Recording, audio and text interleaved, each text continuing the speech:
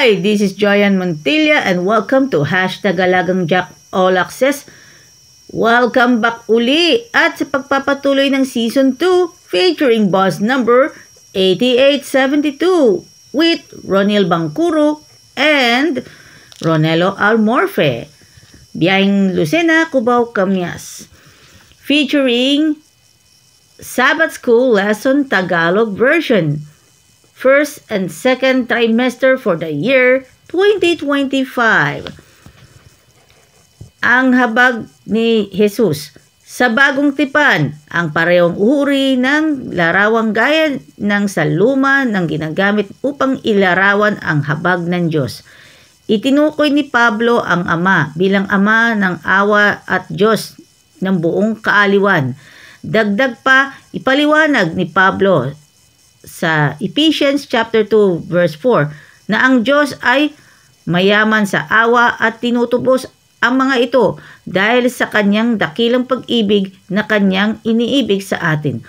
Sa iba't ibang talinghaga, si Kristo mismo ang paulit-ulit na gumagamit ng mga terminong tagos sa puso upang ilarawan ang habag ng Ama at ang parehong wika na naglalarawan ng banal na habag sa lumang tipan at bagong tipan ay ginagamit din sa mga ebanghelyo upang ilarawan ang mahabaging tugon ni Jesus para sa nasa kagipitan.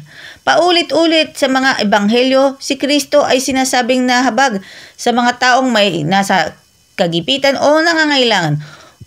At hindi lamang siya nakaramdam ng habag, tugunan din niya ang mga pangangailangan ng mga tao. At oo, nagdalamhati din si Jesus sa kanyang bayan. Maaring isipin ng isang tao ang luha sa mga mata ni Kristo habang tinitignan niya ang lungsod.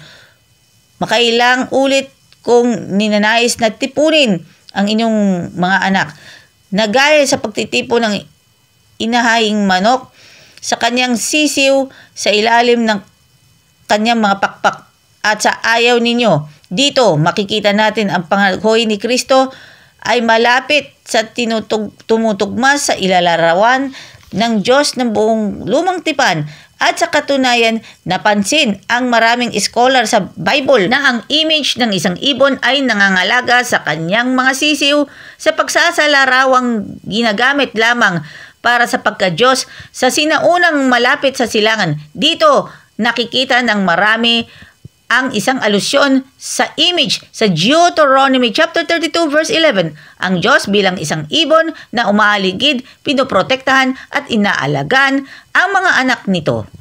Happy 31st anniversary, Jack Liner Incorporated, wishing you all the best!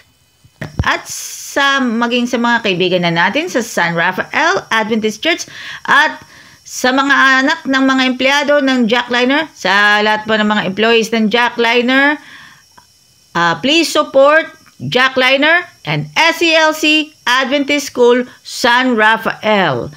And of course, shout out muna tayo kay Kuya Ramel Almonte and Kuya Sunny Marasigan, especially kay Ate Wenona Solinapcredo. And of course, Ronelo Almorfe and Ronil Bangkuro at sa lahat ng mga tropa natin sa San Pablo Central Terminal. Sa lahat ng passengers, 24/7, tuloy pa rin ang biyahe.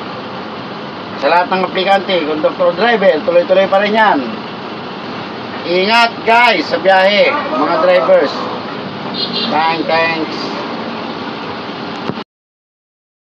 Alagang Jack is getting ready for Harvest 2025.